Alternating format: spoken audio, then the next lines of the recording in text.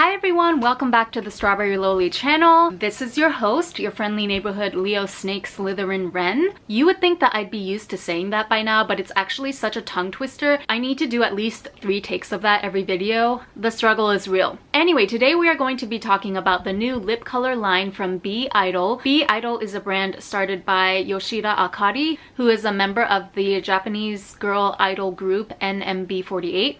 Correction, she was a member up until August of last year and she has since graduated from that group. So in any case, this brand is her brainchild. Last week I reviewed one of the 4-pan eyeshadow palettes from the BEidol collection. You can check that out right here if you missed it. And this week we are going to get into the lip colors. So I picked up 4 different shades. We are going to swatch them all today. The official name for this lip color is Tsuyapuru Lip. Tsuyapuru means it's like a combination of tsuya, which means like a shiny, dewy type of texture. It's often used to describe a skin finish with like foundations and stuff. People who are looking for tsuya suru hada want like a glossy, dewy, moist looking finish, kind of like what I have going on today. It would also be an appropriate way to describe the glass skin effect. Puru puru, on the other hand, means like jiggly, jello-like texture.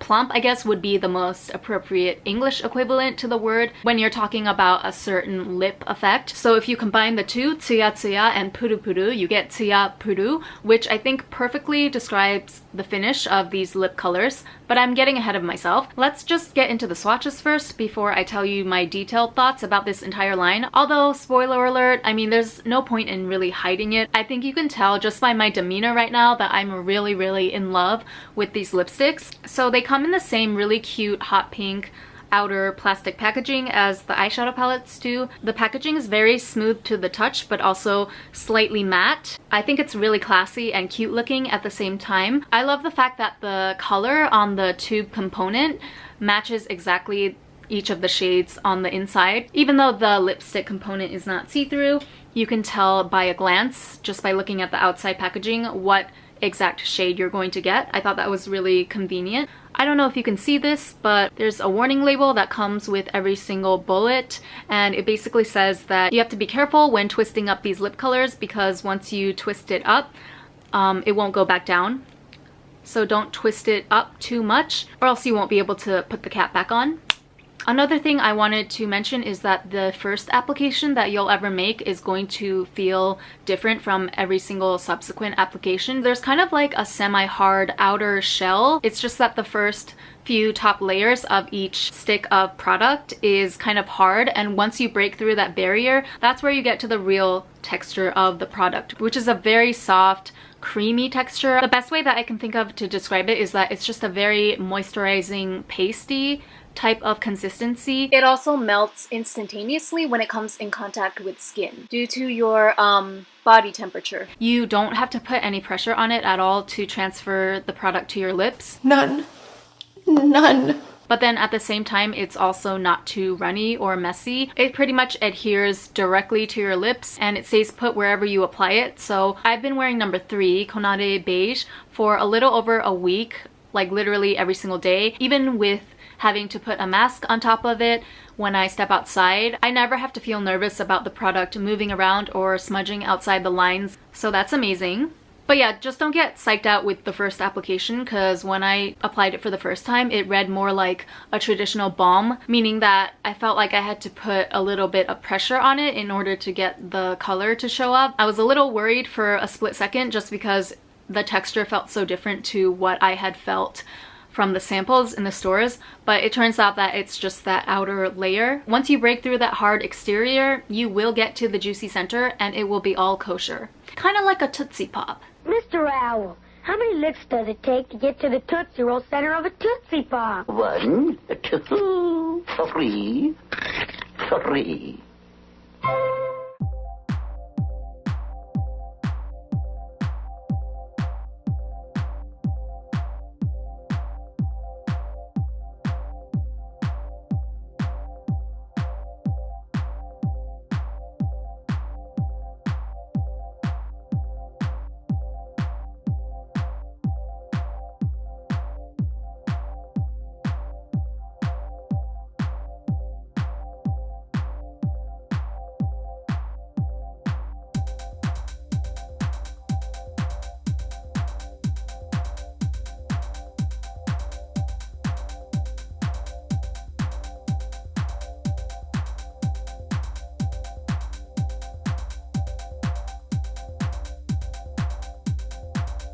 And here are some arm swatches.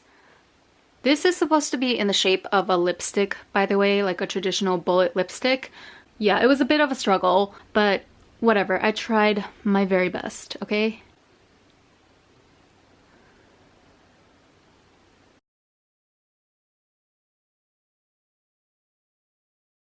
Alright, so I hope you enjoyed the swatches.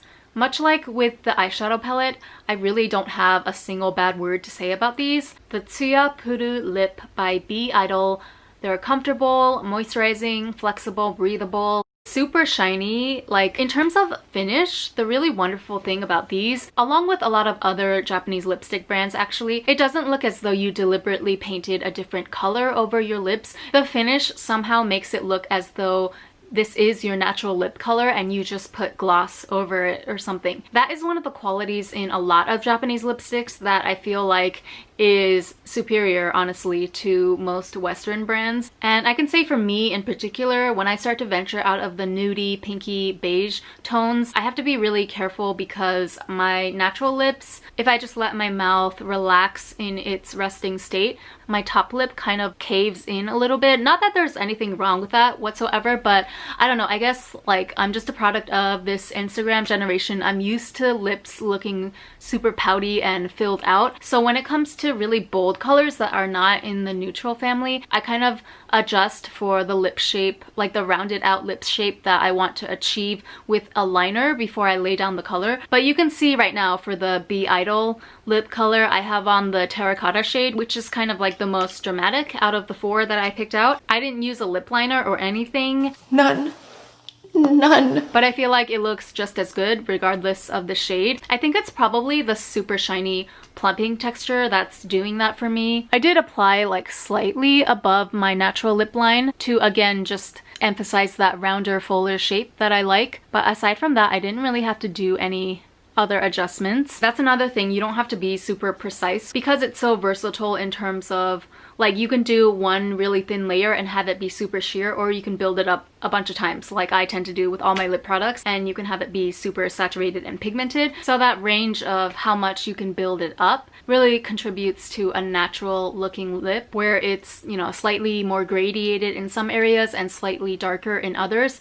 Oh my god, I cannot stop raving about this lip product. Our girl really knocked it out of the park. Like seriously. Another thing aside from the great color payoff and the amazingly shiny, juicy texture as you see right here is that this formula really does feel super moisturizing and nourishing for your lips. I feel like a lot of lipsticks that claim to have a really moisturizing component, you know, they list all of these healthy, nourishing ingredients in their ingredients list, but at the end of the day, I feel like anything that has a significant amount of pigment in it, so basically anything other than a tinted chapstick, if it's more veering in the lip color or lipstick category. I don't know about other people, but for me, eventually when it does dry down and all of the moisture has left and you're only left with the pigment, 9 times out of 10 my lips are still left feeling dry and tight. That does not happen with the BEIDLE lippies, and I have no idea how she did it or formulated it, but I've actually left this on my lips overnight multiple times, and I wake up to my lips feeling not only totally plump and moisturized, but there's visible smoothing of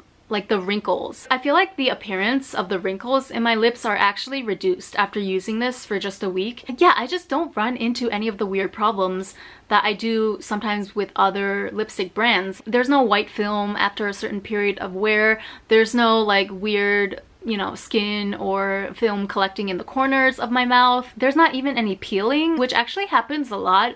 And believe it or not, even with high-end brands, I think it's just because like whenever I try a new formula that my lips are not used to, that's kind of their natural default reaction, is that they tend to peel a lot. Didn't happen with this one, so I'm going to go ahead and say confidently that this is my favorite lip product of 2020 so far. Now there's still about 3.5 months left in the year, so anything can happen, you know, but at the moment it's looking like a shoo-in for Be Idol. Okay, I guess I'll say that they're tied with the RMK Comfort Airy Shine lipsticks. Those are a completely different finish, so they kind of serve different purposes. I'll say that both of them are my favorites for different effects. So the Be Idol is definitely a lot thicker and shinier, but the RMK is definitely like a lighter version of this, I guess, as the name would suggest. It's much more lightweight and airy, but still packing a punch in the color payoff department. So yeah, I think I said more than enough. Let me see if there's anything that I missed. Oh, these are made in Korea, just like the eyeshadow palette. It might be that the whole line is made in Korea, but I can't really speak. I don't want to speak for the eyeshadow brush and other stuff that I didn't pick up. But these are made in Korea. Actually, if you are someone who has tried a lot of Korean brands out, can you let me know if anything that I described in this video sounds like a lip color or a lip product from a K-beauty brand? Because I wouldn't be surprised. If so, I definitely need to be informed so that I can just collect all of the plump, juicy lipsticks that are out there on the market. And what else? They all have a really nice fruity scent. These two in particular, Kokuhaku Pink and Muteki Terracotta, definitely grapefruit scented. Yeah, you can tell from the bitter undertones. And also Akari-chan said it herself in her promo video, but I'm very certain that the other two are not grapefruit. The orange one doesn't really smell that strong. There's definitely a sweet, fruity fragrance there, but the orange one is very, very subtle compared to the other three. And the strongest one would be number 3, Konare Beige. This one smells... I'm really bad at identifying scents, so I can't tell you what it smells like, but it definitely has, it's more tangy, it has more of a bite than the grapefruit ones. But anyway, the point is that they all have nice fruity scents to them, and they also all have a really tingly, minty, cooling sensation when you apply them to your lips, which is a godsend during this Tokyo summer heat. When will it end? Like, can someone just give me a straight answer? We're halfway through December and I'm still sweating off half my face in these videos. What gives? Anyway, I hope that was helpful, and thank you so much for joining me as always. I will see you in my next video. Bye!